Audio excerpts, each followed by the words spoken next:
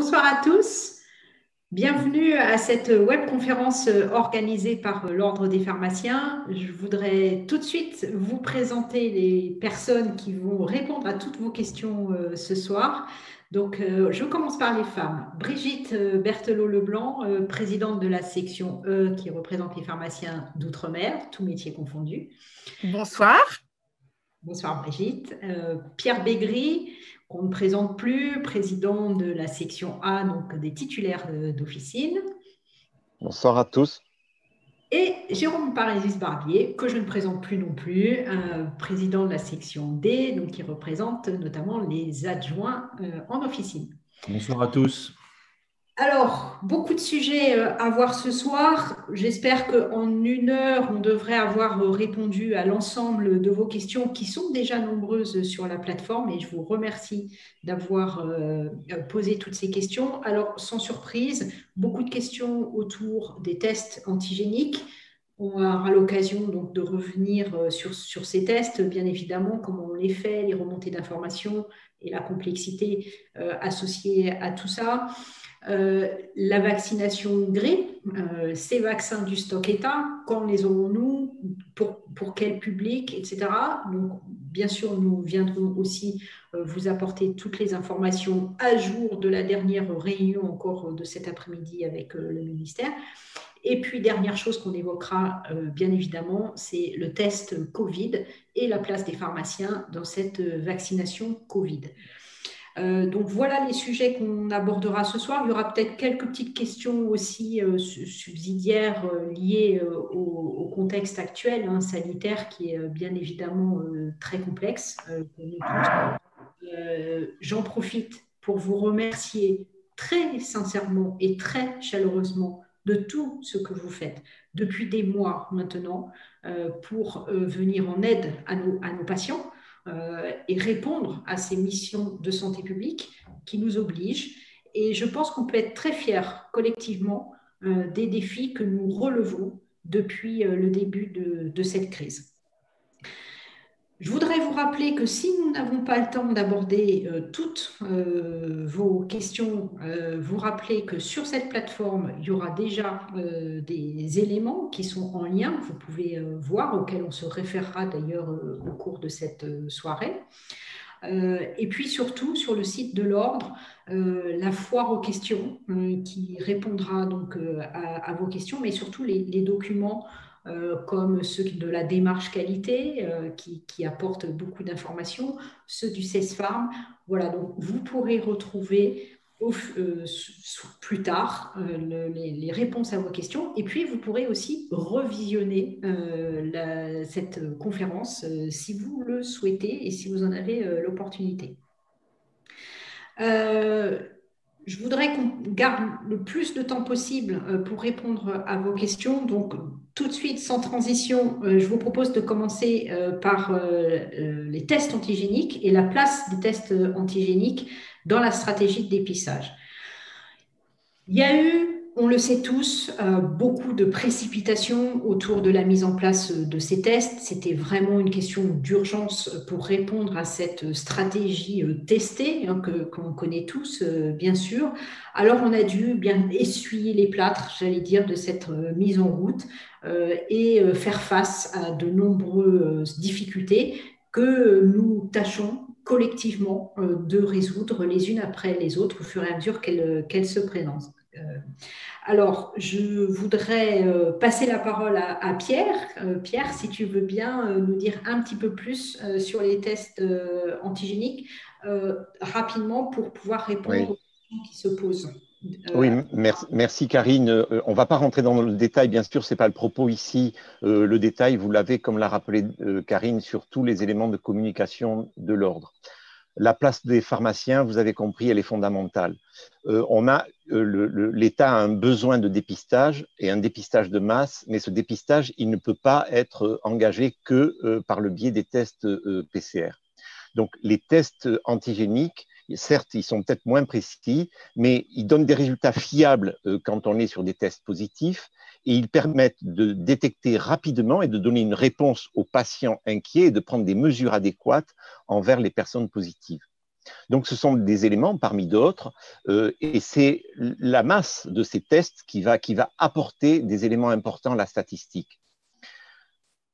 Ça fait de nous ça fait de la population des pharmaciens, aux yeux des patients, le pharmacien fixe dans le marbre sa qualité de soignant. Ça renforce la dimension du professionnel de santé que nous sommes, dimension déjà bien ancrée depuis la vaccination.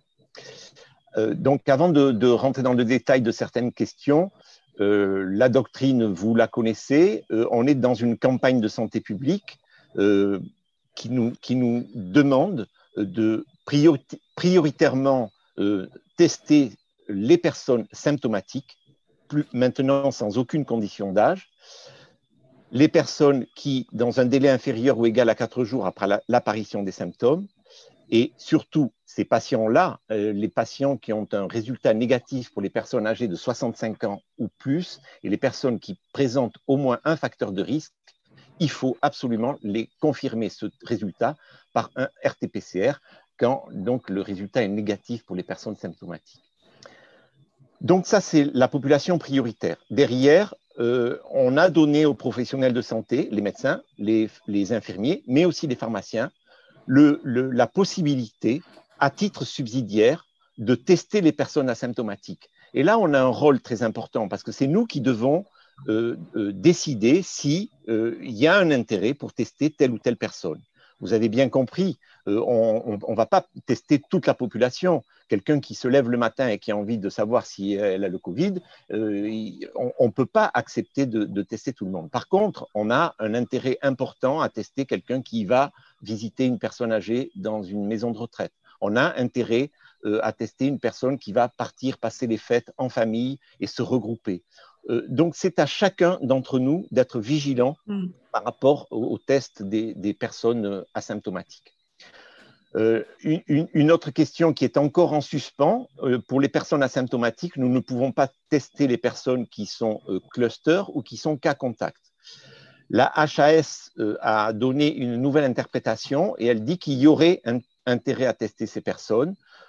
A priori, le texte va sortir, je parie qu'il va sortir entre samedi et dimanche, comme d'habitude. Voilà. Karine, je crois que j'ai fait un petit tour rapide sur les tests. On répondra à d'autres questions plus tard. Merci beaucoup, Pierre. Avant de répondre effectivement aux questions, je voudrais que Brigitte nous donne l'aperçu outre-mer de ces dépistages. Merci, Karine. Tout d'abord, je voulais juste rappeler que la situation en Outre-mer n'est pas tout à fait identique avec la situation en métropole, puisque seule la Martinique est confinée, ce qui signifie que la situation est nettement moins tendue qu'elle n'était auparavant. Et je voulais insister sur le fait que les tests antigéniques vont prendre une place fondamentale pour les départements d'Outre-mer, pour les personnes qui veulent se déplacer des départements d'outre-mer en métropole ou ailleurs. En effet, la stratégie de dépistage massif est cruciale pour permettre d'assurer la continuité territoriale avec nos départements. Merci Brigitte. Donc, un petit coucou à nos pharmaciens qui sont loin et probablement à 1 heure indue pour suivre cette webconférence. Alors, les questions. Jérôme, on a des questions sur les lieux. On a notamment Stéphane qui demande de quelle manière il est possible de faire des tests en dehors des locaux professionnels. Oui, ça a été prévu à condition de présenter des garanties suffisantes en qualité et en sécurité sanitaire qui répondent donc aux mêmes exigences que les locaux de l'officine. Il faut donc faire une déclaration auprès du préfet. Localement, les préfets se délèguent, s'appuient sur les ARS. Donc, il faut prendre contact avec les ARS pour connaître éventuellement les modalités exactes puisque ça change d'une région à l'autre. Et si le dépistage donc, est organisé sur le diamètre public, en général, mais c'est prévu, ça se fait très normalement, il y a une autorisation d'occupation de cet emplacement qui est signée par le maire. C'est très clair. Merci Jérôme. Brigitte, peut-être tu peux nous parler de l'élimination des déchets puisqu'effectivement, on a une question d'Isabelle qui demande des précisions sur la gestion des DASseries. Est-ce que tu peux nous éclairer sur ce point? Oui, bien sûr. Donc, vu la situation exceptionnelle que nous vivons et la situation sanitaire exceptionnelle, c'est l'éco-organisme d'Astri qui a accepté de prendre en charge les déchets issus des dépistages du virus de la COVID-19 réalisés en officine. Donc, vous savez, on a les tests sérologiques. Eux, les autopiqueurs et les lancettes vont aller dans les bacs d'Astri, vous savez, les bacs jaunes avec le couvercle vert. Par contre, pour les tests antigéniques, les écouvillons, les tubes, les cassettes doivent être déposés directement dans les gros cartons jaunes d'Astri de 50 litres, directement dedans. En ce qui concerne les blouses, les surchaussures, les charlottes, les pansements, les compresses, là, il faut le mettre dans un sac d'ordures ménagères, un sac opaque de maximum 30 litres. Ce sac doit être mis dans un deuxième sac, exactement pareil, opaque, maximum 30 litres. On doit l'entreposer dans l'officine pendant 24 heures et ensuite l'introduire dans le circuit des ordures ménagères. Voilà. Merci Brigitte, je pense que c'est très clair. Pour revenir aussi sur des questions, Pierre, on a des questions sur l'intervention des infirmières dans les locaux de l'officine. Il semblerait que ce ne soit pas clair pour tout le monde. Pas très clair, effectivement. Vous savez que dans notre code de déontologie, on a un article qui dit que nous ne pouvons pas mettre à disposition toute ou partie de nos locaux à d'autres professionnels de santé.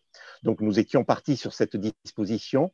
Nous avons interrogé le ministère puisque la profession avait demandé, dans le cadre d'interprofessionnalité, de pouvoir organiser des dépistages avec nos amis les infirmiers. Nous avons pris, nous, une décision qui correspond à l'interprétation du ministère, qui dit que les lois concernant la crise Covid passent par-dessus ce texte qui nous empêchait de recevoir des infirmières ou d'autres professionnels de santé dans nos officines. Et nous disons donc, nous, que conformément à ce qui a été décrit par le ministère, nous pouvons accueillir des infirmières dans nos locaux. Hélas, je crois que ce n'est pas l'interprétation de l'ordre des infirmiers. Donc, je dirais, bon, mais chaque cas est un cas particulier et ça sera à chaque professionnel de prendre ses responsabilités. Merci Pierre. Je vois des questions qui arrivent là au fur et à mesure dans le chat. Brigitte, est-ce que tu peux nous confirmer que les tests sont valables pour prendre l'avion en France ou dans les dom-toms? Alors, la question, excusez-moi, on peut préciser, c'est les tests antigéniques, on est d'accord? Oui. Oui, bien sûr, ils sont valables pour prendre l'avion, pour aller dans les dom-toms. C'est pour ça que je vous ai parlé de ça tout à l'heure, parce que, en fait, pour nous, c'est très important, puisque on a connu, nous les domiens, qui voulions rentrer chez nous pour travailler, pour voir nos familles, pour aller à des décès, on a connu des refus des laboratoires d'analyse pour nous faire des tests PCR en disant que le fait de voyager, ce n'était pas une priorité. À l'époque, c'est vrai que le gouvernement avait dit que ce n'était pas une priorité. Mais là, justement, grâce à ces tests antigéniques, on peut voyager, malgré leurs résultats. Merci. Je vais aller, j'allais dire un peu au hasard, mais à peine. Pierre, on a une question. Oui, c'est moi le père Fouettard, on a bien compris. Allez-y. On a une question, je crois, de la pharmacie d'ici. Qu'entend-on par personne symptomatique, hors contact et cluster tout le monde? Oui, en fait, je pense que c'est une erreur d'interprétation. La pharmacie pensait nous parler des personnes asymptomatiques. Et je l'ai rappelé tout à l'heure, les personnes asymptomatiques, nous n'avons pas la possibilité pour l'instant de tester les personnes asymptomatiques qui font partie d'un cluster ou qui ont été déclarées cas contact par le tracing officiel. Parfait. Allez Pierre, oui. Perds pas la main. Oui, je croyais que tu voulais m'interroger sur la possibilité des patients de faire de l'information concernant les tests antigéniques. Ben, j'ai tellement de questions. Écoute, allez, vas-y. Oui, parce que c'est de très nombreuses questions. Ce n'est pas parce qu'on nous a donné une nouvelle mission qu'on peut utiliser cette nouvelle mission pour se faire de la publicité à outrance. Le code de déontologie n'a toujours pas changé.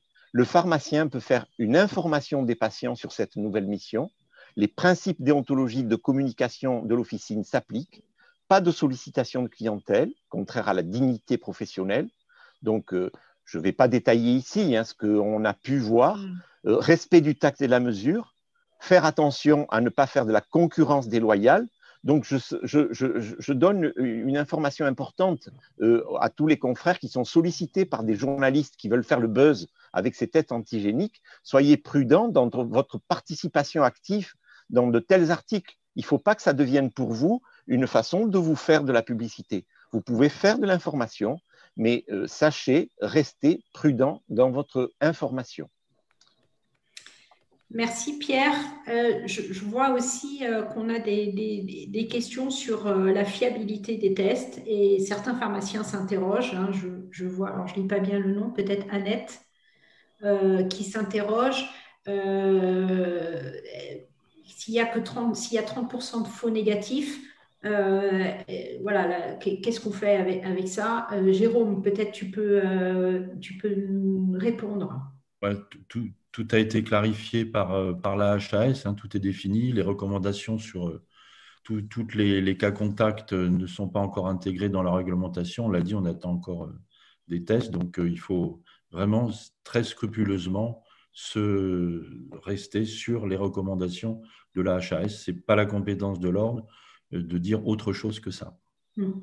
Si je peux me permettre, je vais peut-être aussi apporter une précision. C'est vrai que sur les négatifs, ce qui compte, c'est quand on remet un résultat négatif, de dire qu'en aucun cas, il faut pour autant abandonner les gestes barrières. Et c'est ça le message qui est important. Et que ce n'est pas parce qu'on a un test antigénique négatif qu'on peut effectivement s'affranchir des gestes barrières.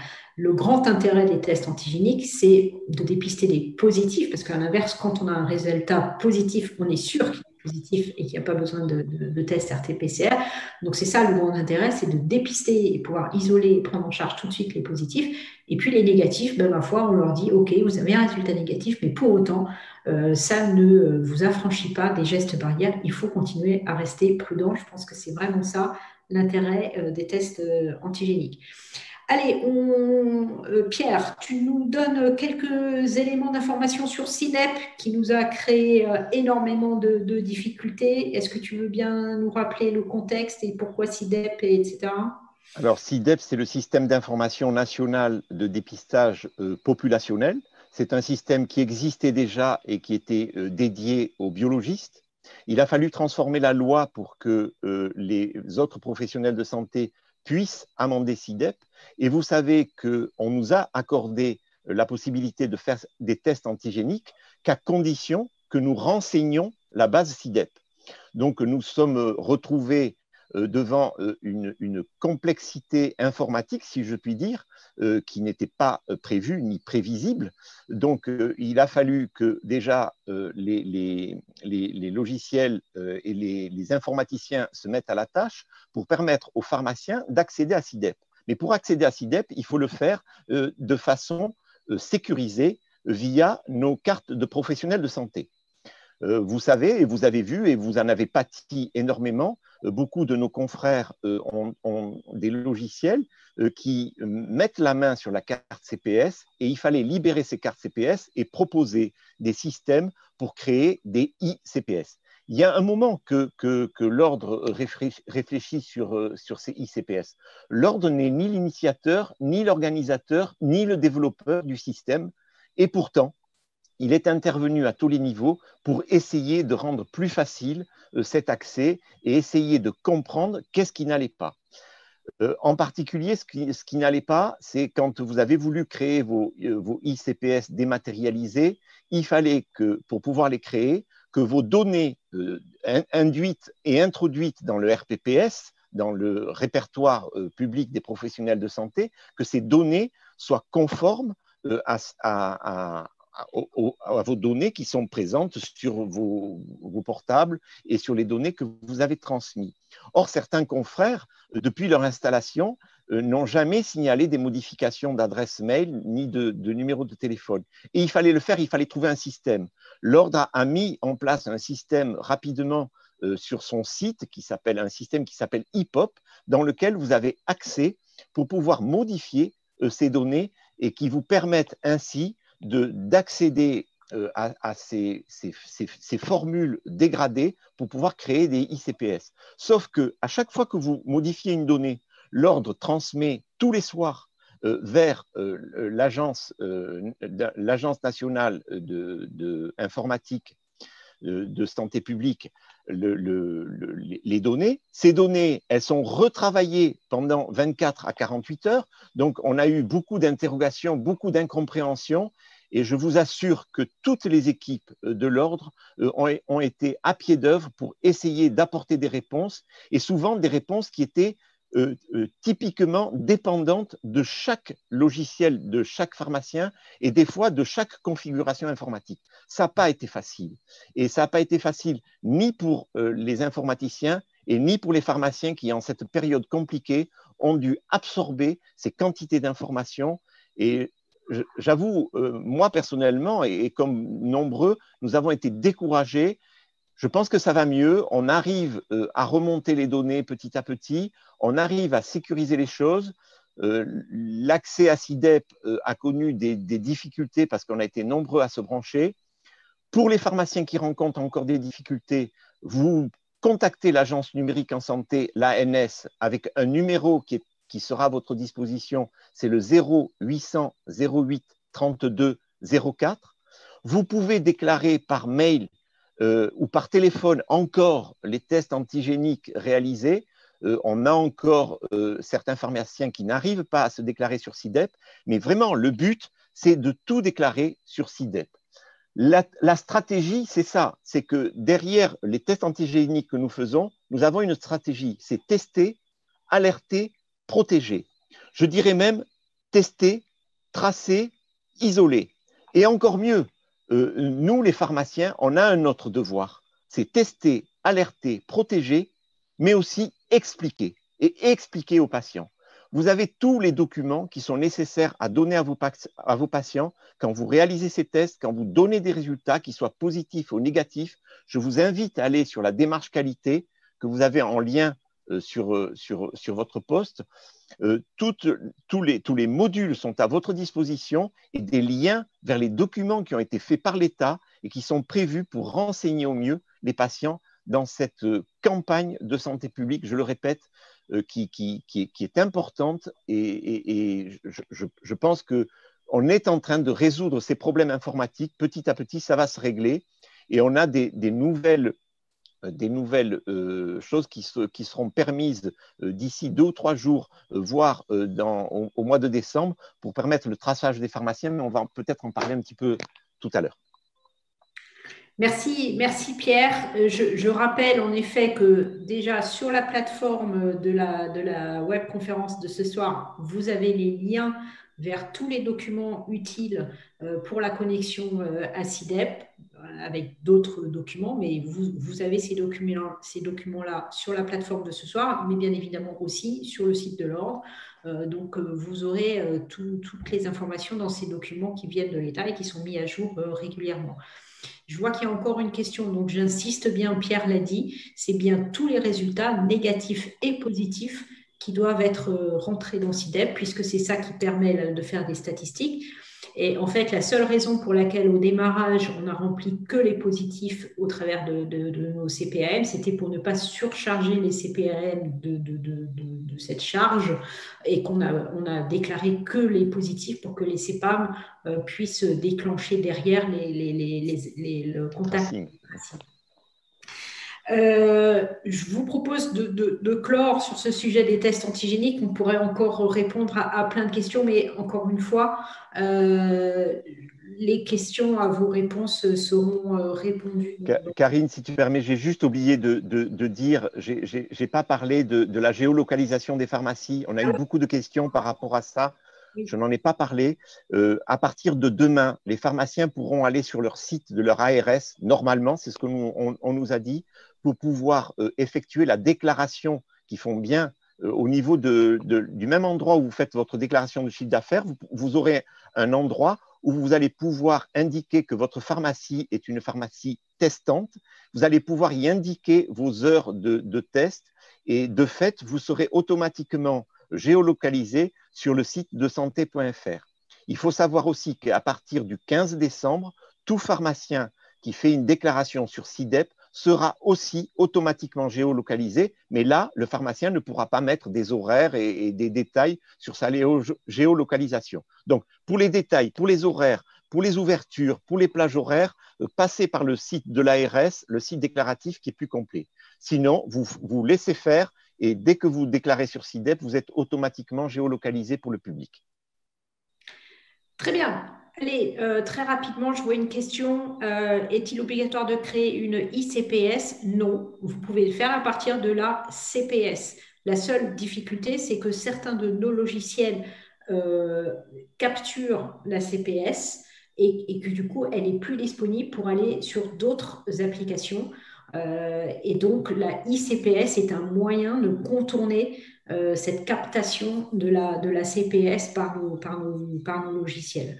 Ou de faire aussi à distance, si vous voulez remplir un résultat alors que vous n'êtes pas derrière un poste, par exemple sur une tablette, la ICPS devient pratique, mais en théorie, oui, vous pouvez, et d'ailleurs dans les guides qui sont proposés, il y a les méthodes pour se connecter à SIDEP directement avec votre CPS. Alors, un petit tour peut-être sur les points divers, parce que c'est vrai qu'entre le premier confinement, le deuxième confinement, les mesures ont changé. Et comme il y a quelques questions, on va faire un rapide tour d'horizon. Jérôme, si tu veux bien. Est-ce que tu peux nous parler des dérogatoires, des régimes dérogatoires et de ce qui persiste dans cette deuxième phase de vague épidémique et de confinement? Oui, très rapidement, on va passer une diapositive en support comme ceci. Effectivement, avec le deuxième confinement, ce n'a pas été du tout la même chose que le premier. D'ailleurs, il y a eu un petit peu de confusion là-dessus au départ. On le voit sur la diapositive.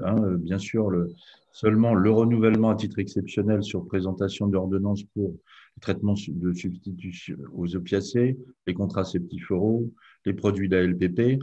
Ce qu'il faut bien redire surtout aux patients, c'est qu'ils aillent voir leur médecin. Aujourd'hui, les médecins sont quand même disponibles, donc ne l'oublions pas.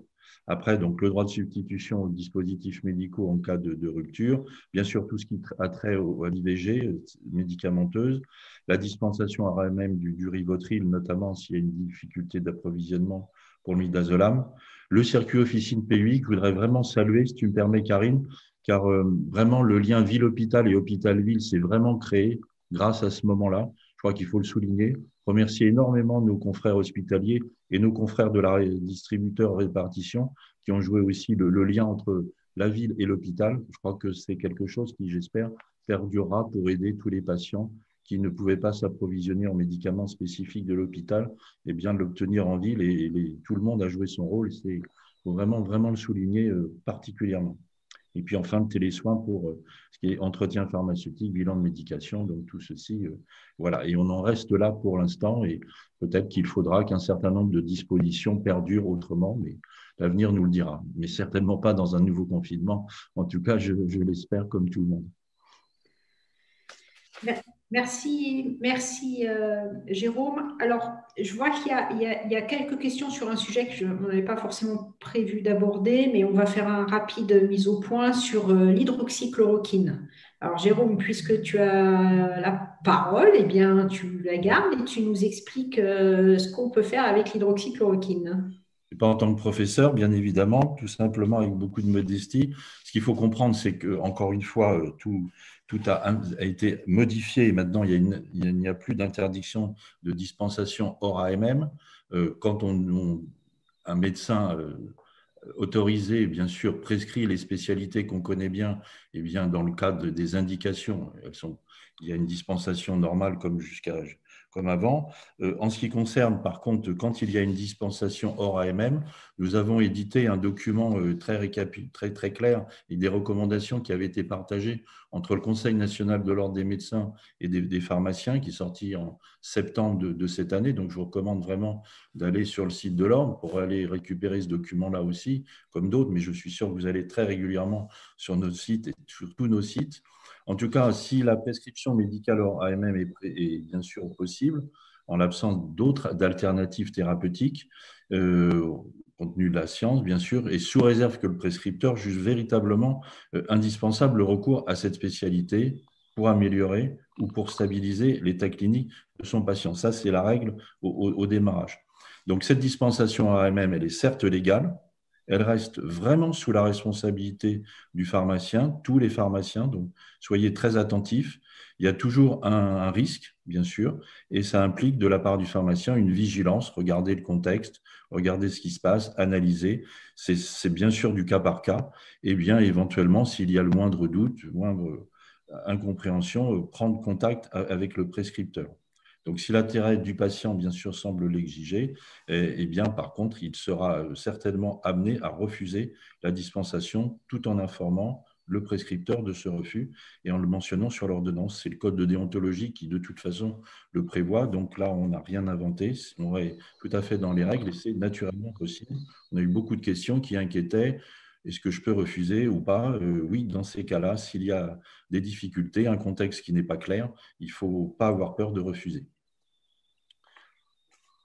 Merci Jérôme pour ces précisions. Donc, n'hésitez pas à vous référer sur ce guide de la prescription et de la délivrance hors AMM. Et encore une fois, si vous jugez en tant que pharmacien qu'il y a un risque pour le patient, alors vous avez tout à fait le droit de refuser de délivrer l'hydroxychloroquine, comme vous avez le droit de l'accepter si, en accord avec le prescripteur, c'est la solution qui semble être la meilleure pour le patient.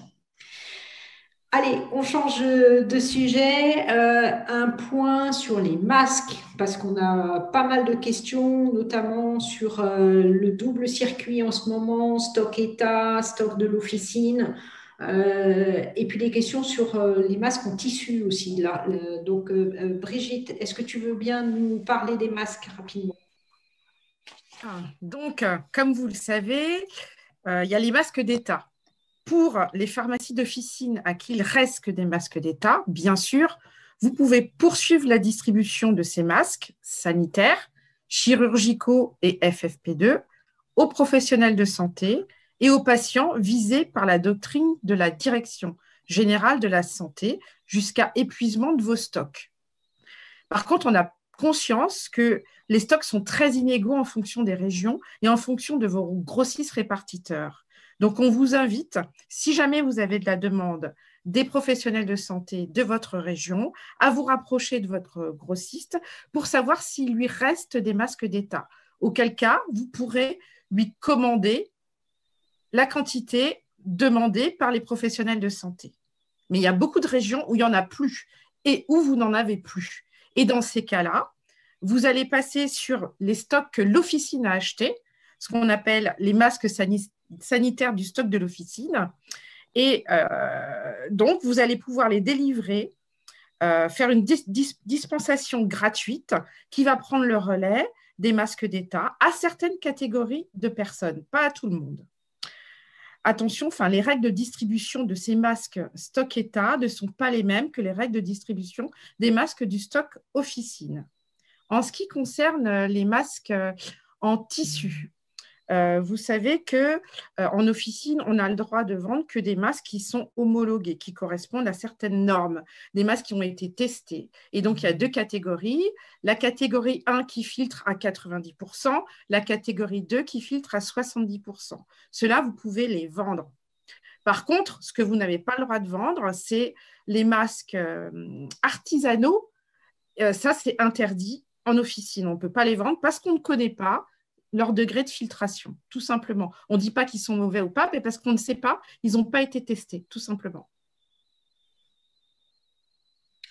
Merci Brigitte. Je regarde vite fait, mais je crois qu'il n'y a pas, enfin en tout cas il y a des questions, mais je pense que tu as très bien répondu, Brigitte. Donc on va pouvoir passer maintenant à une autre thématique qui vous intéresse beaucoup, énormément de questions sur la vaccination grippe. Alors, avant ça, Jérôme, est-ce que tu veux nous préciser quelles sont les modalités de répartition et de distribution stock-État et quel Alors, principe directeur? on va présenter une autre diapositive qui Ouais. est un petit peu, peut-être pas tout à fait juste. Pierre, tu corrigeras au fur et à mesure. Je pense que tout le monde la voit bien. Ce qu'il faut comprendre, c'est que d'abord, le 21 novembre dernier, il y a eu un arrêté qui a précisé un petit peu les choses, qui a aussi distingué 4 catégories de vaccins. Donc, il faut être très attentif, car selon la catégorie de vaccins, ils sont à destination de personnes plus âgées, parfois d'enfants. Ils sont avec des présentations, avec des boîtes où il y a 10 doses par boîte, donc très prudent par rapport à ça. On en reparlera tout à l'heure pour les EHPAD, probablement. Donc, déjà, être attentif à ce genre de différence. Ensuite, il y a eu donc plusieurs opérations qui se sont déjà déroulées dans les semaines qui viennent de s'écouler, surtout la semaine dernière, puisqu'on a priorisé d'abord les personnes les plus fragiles, encore une fois, donc les EHPAD et l'environnement des EHPAD, et puis notamment celles sans PUI. Progressivement, on va donc commencer, et on est en train de commencer pour tous les autres types d'établissements. Et donc, ça a été annoncé un petit peu visiblement. Encore une fois, Pierre, tu donneras des compléments qui se sont certainement, qui ont été un peu affinés cet après-midi, ce soir. Les officines vont commencer à recevoir à condition qu'elles en commandent. Donc, ce sera un flux tiré a priori et non un flux poussé. Donc, dans le courant de la semaine prochaine, autour du 10 décembre, pour que, encore une fois, vous puissiez commencer à vacciner ce qui a été prévu, c'est-à-dire toujours les personnes les plus fragiles, toujours ceux qui sont munis notamment de bons ou d'ordonnances, et c'est donc ce qu'il faut respecter en premier, probablement une grosse partie du mois de décembre, et ensuite nous verrons pour les autres catégories de patients qui sont concernés. Donc tout ceci va se déployer dans les 8, 10, 15 jours qui vont venir, bien évidemment, et c'est quelque chose qui est attendu par tout le monde. Et je pense que les 2 millions de doses qui sont prévues vont donc permettre, et on peut en être rassuré, j'imagine, Karine, que finalement, une grosse partie de population qui avait été mis un petit peu encore en attente, nous avons, selon les officines, beaucoup de listes d'attente, eh bien, on va pouvoir enfin régler ce souci. Il ne faut pas oublier aussi l'histoire des aiguilles, pensez. Alors, je crois, Pierre, tu confirmeras aussi qu'elles ne sont pas toujours disponibles chez la plupart de nos confrères grossistes, mais que les laboratoires concernés avaient mis un petit peu ceci en réserve et ça va être débloqué dans les jours qui viennent. Enfin, voilà, je pense. Et puis aussi, ceux qui ont travaillé avec les EHPAD, et s'il y a des doses qui restent dans les EHPAD, puisque visiblement, elles ont pas mal été approvisionnées, eh bien, on est en capacité, en bien sûr respectant les chaînes du froid, on peut être en capacité de récupérer ces doses pour ensuite, bien sûr, les ramener vers les patients de ville. Voilà. C'est un peu rapide. Je laisse peut-être Pierre et Karine, bien sûr, compléter, puisque vous avez dû avoir des informations encore plus précises cet Karine, après-midi. des précisions, je veux bien vous donner quelques précisions si vous voulez. On avait une réunion cet après-midi à 18h au ministère pour caler les dernières distributions. Alors là, j'en appelle à la responsabilité des pharmaciens d'officine.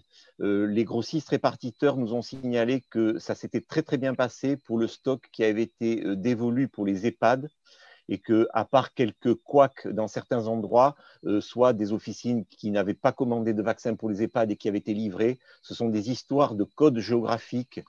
C'est très compliqué pour orienter un stock vers une officine en particulier. Donc, il y avait des codes, etc. Bon, je vous passe les détails. L'important, c'est qu'à partir normalement du 10 décembre, je parle toujours conditionnel parce que ça dépend. En tout cas, le gouvernement nous a assuré qu'il rentrait une semaine à l'avance des flux zones. Il y a 300 000 flux zones qui seront disponibles la semaine prochaine et qui sont destinés à la ville. Le Fluzone, c'est donc ce vaccin qui est réservé aux personnes de plus de 65 ans, qui est livré en boîte de 10 sans aiguille. Les grossistes se sont engagés à procurer les aiguilles puisqu'elles avaient été mises en réserve chez BD pour qu'il y ait assez d'aiguilles pour ces vaccins qui étaient livrés sans aiguille. Vous avez les codes de ces aiguilles sur le DG que vous avez reçu par le DP la semaine dernière et vous avez les codes de ces vaccins. Donc, à partir, normalement, mais les organisations syndicales et l'ordre vous informera du top départ des commandes. Vous pourrez commander une boîte de 10. Je vous dis une boîte de 10 parce que 300 000 divisé par 22 000, ça fait 13 vaccins. Mais 300 000, c'est une partie infime de ces 2 millions que l'on attend. C'est pour ça que petit à petit, dans le courant du mois de décembre, au fur et à mesure des arrivées de ces vaccins qui sont soit des vaccins finlandais, soit des vaccins qui viennent des États-Unis, petit à petit, à l'occasion de ces arrivées, elles vont être dispatchées chez les grossistes en fonction des poules de pharmaciens qu'ont chaque grossiste et vous pourrez commander à la boîte de 10.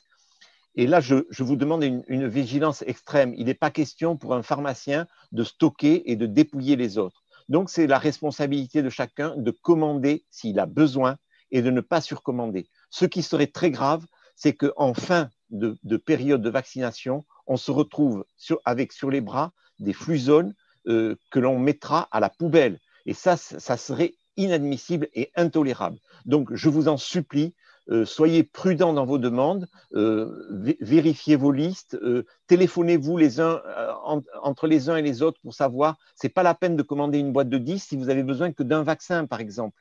Je pense qu'il faut avoir une confraternité exacerbée dans cette distribution. On regarde la profession à l'occasion de cette distribution et je pense qu'il faut qu'on fasse tous des efforts dans ce sens. Mais vous serez prévenus à partir de la semaine prochaine du top départ de cette nouvelle opération. Merci Pierre. Il y a énormément de questions. Je voudrais juste revenir sur les différents types de vaccins, si vous me permettez. Donc, puisque vous avez compris que ce stock État dont on dispose maintenant, ce sont des vaccins que l'État est allé chercher effectivement à droite et à gauche dans d'autres pays, puisque les vaccins Sanofi qu'on avait nous dans nos officines ou Influvac ou Vaxigrippe, on avait épuisé nos stocks. Donc, ce sont bien des vaccins qui viennent d'ailleurs. Le Fluzone, c'est le seul qui est hautement dosé, qui est un vaccin Sanofi, qui est normalement commercialisé qu'aux États-Unis. Donc, c'est ce vaccin Fluzone de Sanofi qui arrive effectivement, mais il y a d'autres vaccins dont on a plus l'habitude, notamment le Vaxigrippe. La seule chose, c'est qu'il vient effectivement d'autres pays pour lesquels il avait été destiné au départ. Donc, c'est des stocks qu'on a rapatriés pour la France.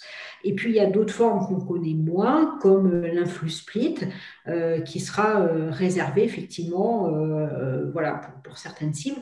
Donc, ce tableau que Jérôme vous a montré est très clair et surtout, il vous renseigne sur le nombre de doses qui seront disponibles pour chacun d'entre eux. Donc, gardez en mémoire qu'on aura au total 2 millions de doses disponibles pour la ville pour aller justement vacciner les personnes prioritaires.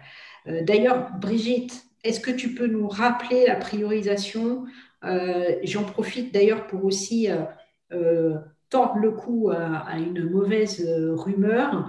Nous, collectivement, pharmaciens, avons bien respecté la priorisation. Les chiffres de la Caisse nationale d'assurance maladie le confirment.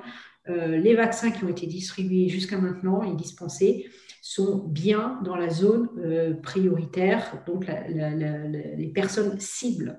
Donc, nous avons tous fait du bon travail et il faut s'en féliciter je vous en remercie parce qu'il y avait un vrai enjeu de santé publique. Brigitte, est-ce que tu peux nous rappeler cette priorisation? Oui, une priorisation qui a été décidée par l'État, bien entendu, par le ministère de la Santé. Ce n'est pas les pharmaciens qui ont décidé de prioriser telle ou telle personne. Donc, pour cette campagne de vaccination, depuis le départ, il y a une priorisation de la dispensation des vaccins grippe qui a été mise en œuvre pour les personnes avec des bons de la sécurité sociale, donc souvent depuis 65 ans ou qui ont des pathologies qui nécessitaient cette vaccination, ou une ordonnance. Et là, c'est le médecin qui a décidé que ces personnes étaient fragiles et prioritaires. Et bien sûr, pour les professionnels de santé qui sont prioritaires pour cette campagne. Cette priorisation est prolongée jusqu'à fin décembre 2020. Donc, c'est qu'après qu'on pourra distribuer le vaccin à toute la population. Merci Brigitte. Je voudrais qu'on prenne beaucoup de questions sur ce thème-là parce qu'il y en a effectivement énormément. Donc, je regarde en même temps les questions qui arrivent. Pierre, est-ce que tu peux nous rappeler, pourrons-nous déconditionner les boîtes de 10 pour les personnes qui ne souhaitent pas être vaccinées à l'officine? Oui, bien sûr. On peut les déconditionner sous certaines conditions. C'est-à-dire que quand on délivre ce vaccin, il va falloir mettre en place un système d'enveloppe secondaire. Donc, on a imaginé que, bien sûr, on mettrait l'ampoule dans une pochette isothermique. Il faudra aussi remettre la notice, en particulier pour le Fluzone. C'est très important de faire des photocopies. Je suis désolé, mais la rémunération de l'acte de délivrance prévoit toutes ces formalités administratives annexes. Donc, on peut bien sûr déconditionner si le patient ne veut pas se faire vacciner à l'officine, mais en respectant la règle d'un suremballage et un étiquetage et une notice.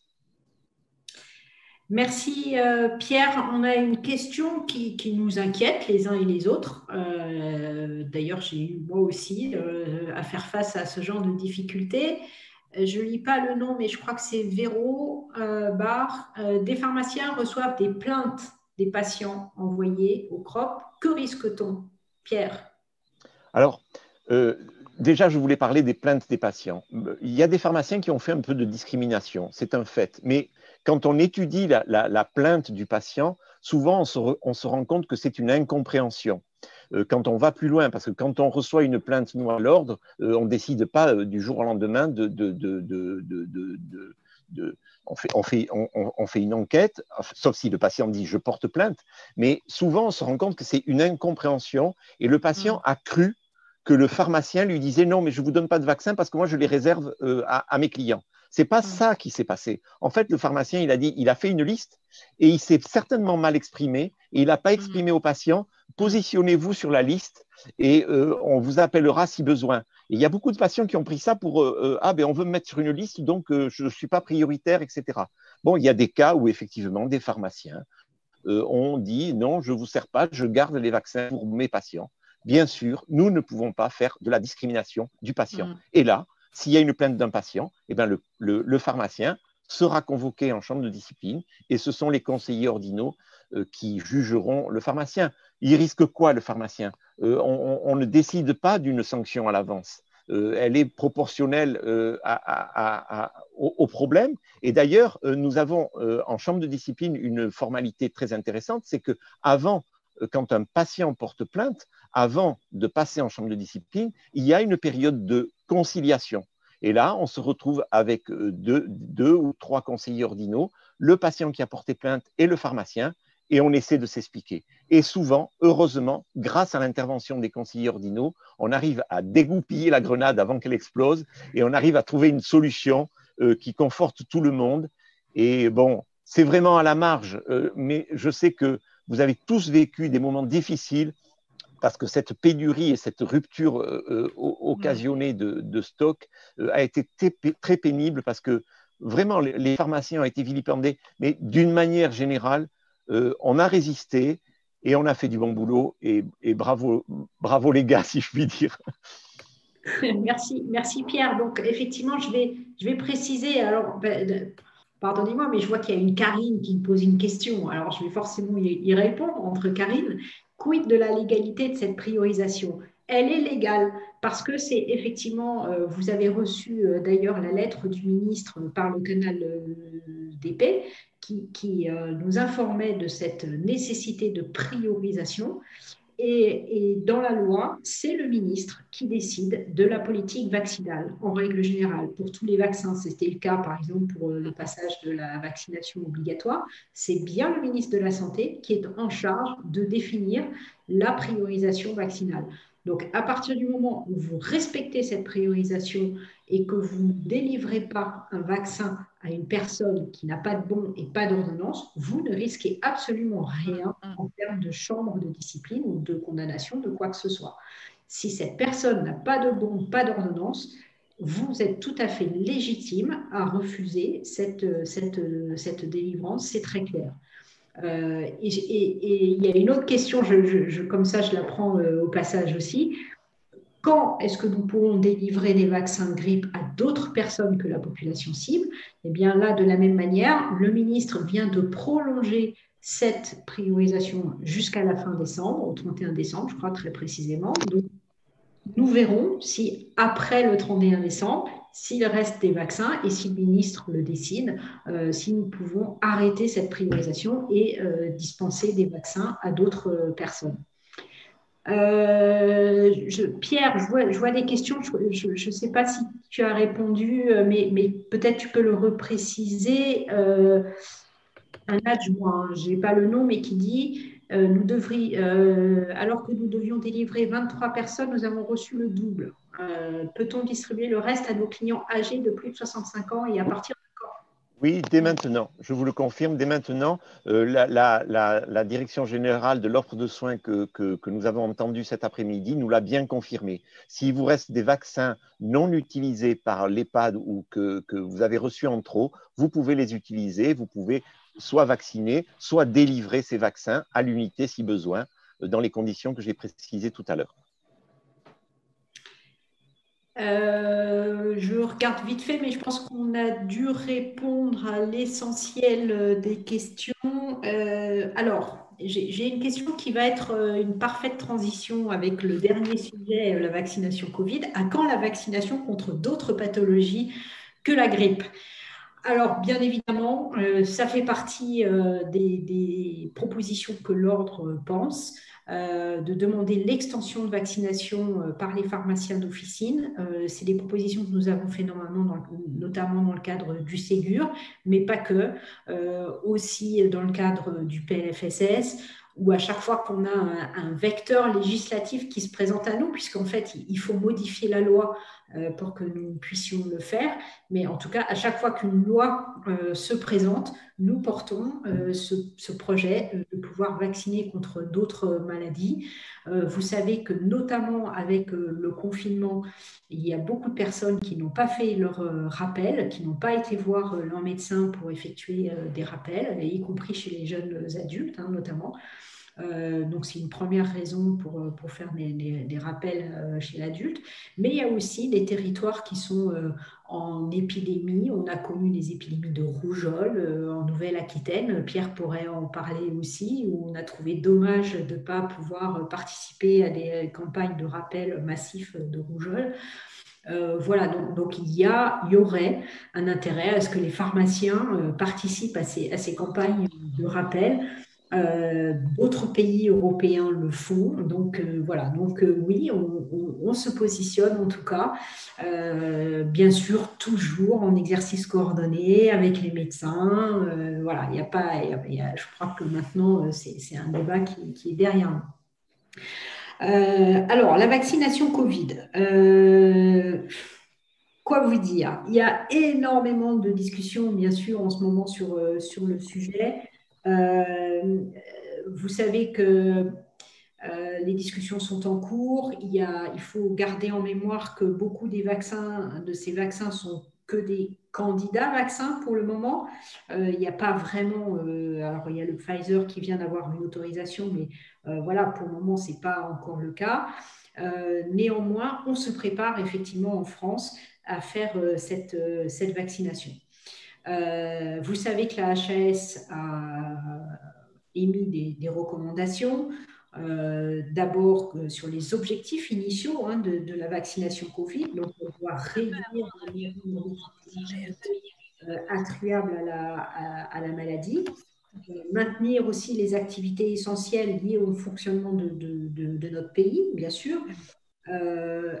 Vous avez entendu aussi dans la presse, notamment, qu'il n'y aura pas d'obligation de vaccination à ce stade. En tout cas, ce n'est pas ce que la HAS recommande.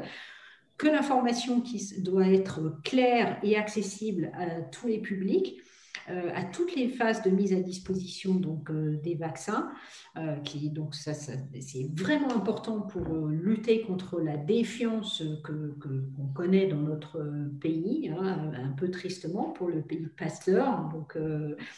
Et la HAS vient d'émettre un calendrier pour échelonner, j'allais dire, les différentes populations qui devront se faire vacciner. Donc, il y a une première phase où ce sont essentiellement les résidents en EHPAD qui devront se faire vacciner, et notamment les plus âgés d'entre eux, ainsi que les professionnels qui les accompagnent. Une deuxième phase où on aura aussi toujours les personnes fragiles, mais pas nécessairement en EHPAD, avec des personnes moins âgées. Une troisième phase où on aura les personnes à risque, mais qui ne sont pas forcément des personnes âgées, donc les 50-65 ans, avec également les professionnels de santé qui s'occupent de ces personnes. Une quatrième phase avec les personnes vulnérables, donc par exemple les personnes fragiles sur le plan social, qui vivent en collectivité, les prisons, etc. Et là également les professionnels qui s'occupent de ces personnes. Et enfin, une cinquième phase pour toutes les personnes qui n'auraient pas déjà été ciblées dans les phases précédentes. Cette cinquième phase, donc pour toute la population, on l'estime arriver à peu près en mars-avril, en fonction des différents vaccins qui vont arriver sur le territoire français. Alors, la grande question, les pharmaciens d'officine vont-ils vacciner ? En tout cas, nous, on porte cette proposition. Pourquoi ? Parce que c'est justement une façon d'être au plus proche de la population et de rassurer la population sur ce vaccin. Donc, bien sûr, il faudra être nous-mêmes rassurés sur l'innocuité et l'efficacité des vaccins qui nous seront proposés. Mais en tout cas, nous avons fait preuve collectivement que nous étions capables de relever des défis de santé publique comme ceux de la vaccination, notamment la vaccination de la grippe. Donc, avec les médecins, les infirmiers, je dirais les professionnels de santé au plus proche de la population, nous avons ce rôle à jouer dans la vaccination Covid, c'est indiscutable.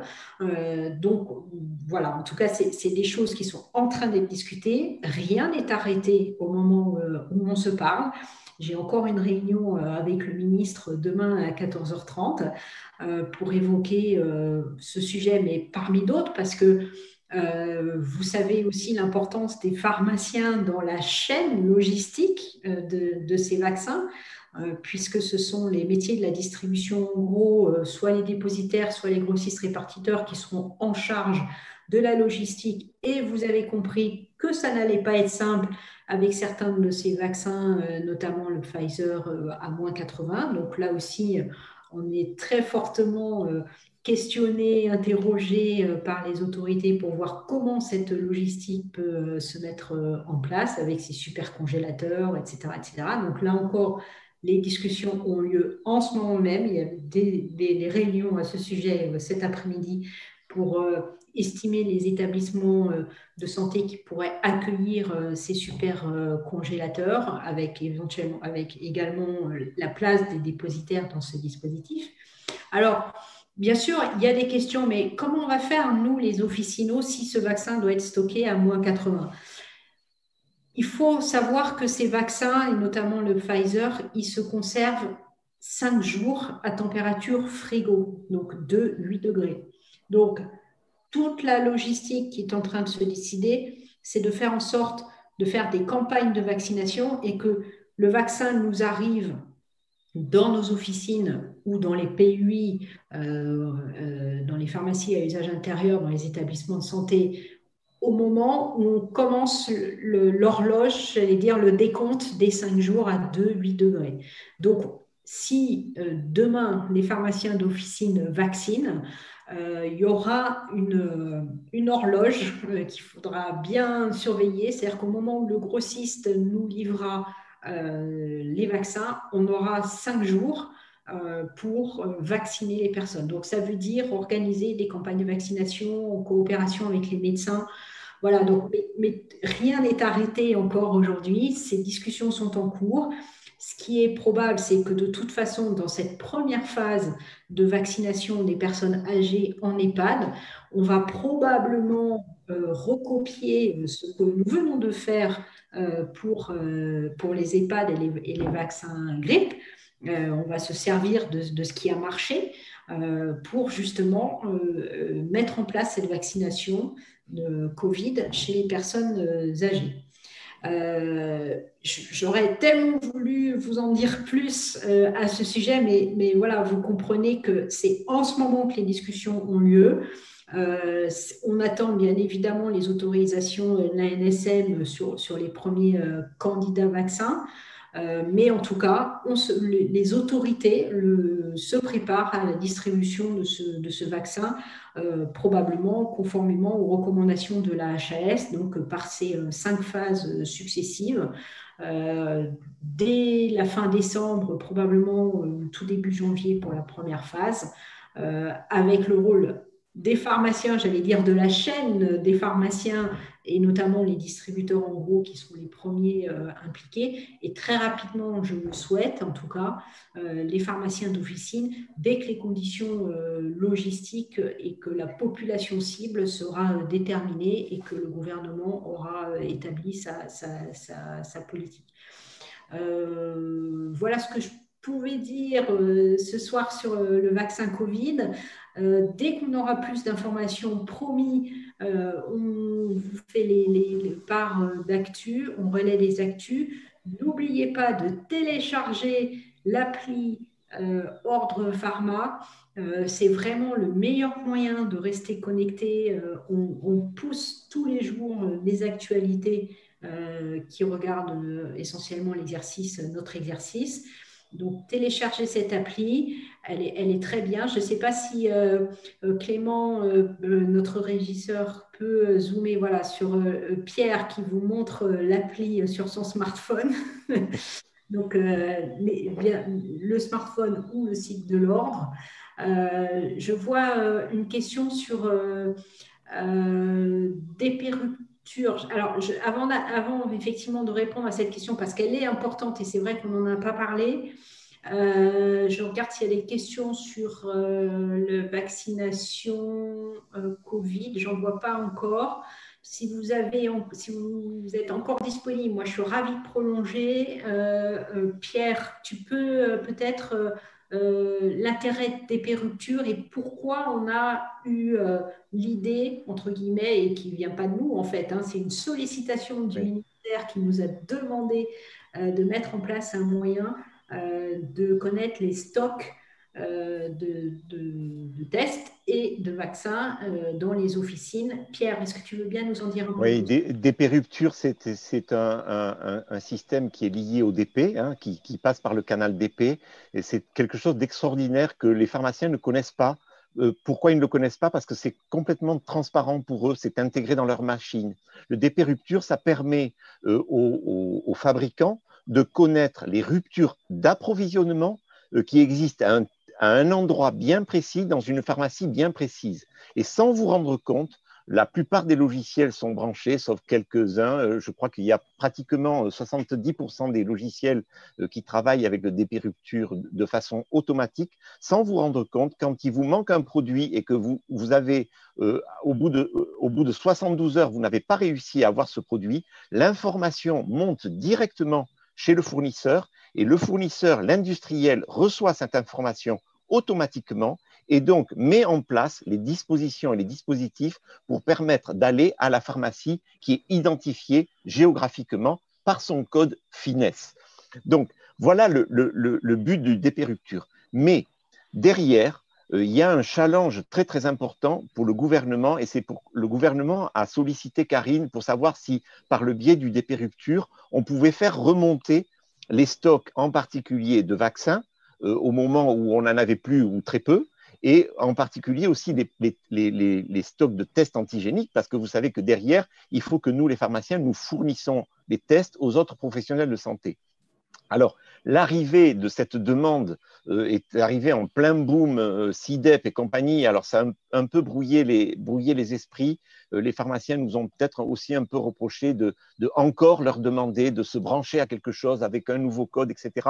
On est en train d'essayer de simplifier les choses, mais derrière, il y a un besoin de cet outil statistique que l'ordre et donc que vous mettez à disposition du gouvernement et du ministère parce qu'ils ont besoin de ces remontées statistiques. Aujourd'hui, c'est pour la vaccination grippe, mais demain, ça sera pour le vaccin Covid. Alors, je vous incite vraiment à aller au moins vous renseigner sur ce qu'est le DP Rupture.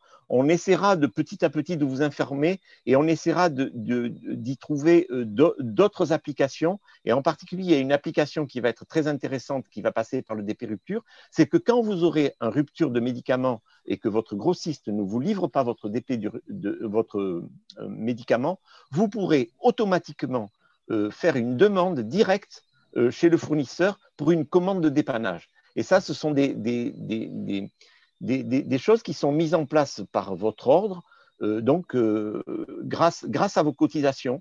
Mais derrière, il faut penser à la statistique nécessaire à l'État et nous, les pharmaciens, pour être présents sur la scène et pour être vivement présents sur la scène.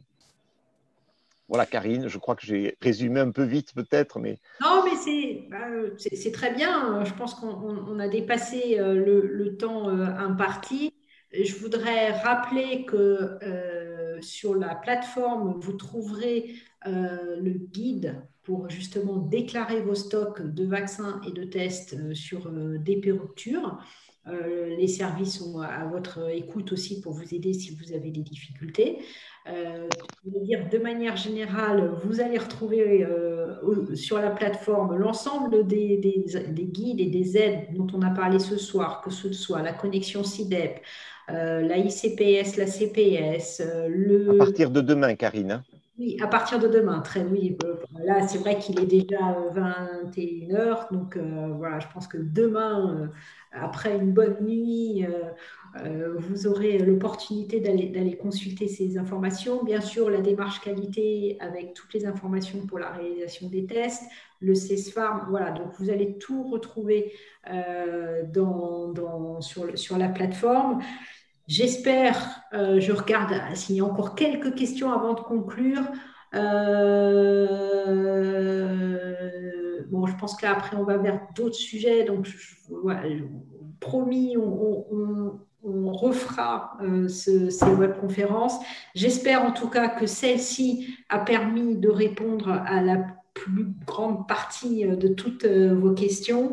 Merci pour votre attention et votre participation à cette belle mission que nous avons dans cette période de crise. Les patients comptent sur nous, la population compte sur nous. Donc, merci d'être au rendez-vous. Je voudrais remercier les intervenants autour de moi, Jérôme, Pierre, Brigitte. Merci à tous les trois d'avoir été présents à ce rendez-vous. Merci aux équipes de l'ordre, Justin, Céline, Sandrine, Cécile, il y a 2 Cécile, enfin voilà. Donc merci à tous de nous avoir permis de construire cette web. Un petit clin d'œil aussi à Clément en régie. Voilà, merci à tous, bonne fin de soirée et à très vite. Et prenez soin de vous. À bientôt. Ciao, à bientôt à tous.